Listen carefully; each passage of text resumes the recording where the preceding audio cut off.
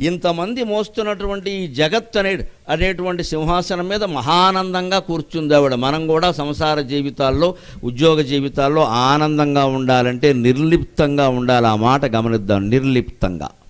నిర్లేపా నిర్మలా నిత్య నిరాకార నిరాకుల అని ఉంటుంది లలితా సహస్రం. నిర్లేప అంటే లేపనాలు ఏవీ పూసుకోదు ఆవిడ.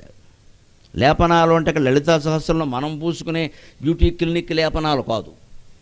విషయాలు మనస్సుకేవి పట్టించుకోదు. విషయాలు మనస్సుకి ఎక్కకుండా ఉంటే జీవితం సుఖంగా ఉంటుంది.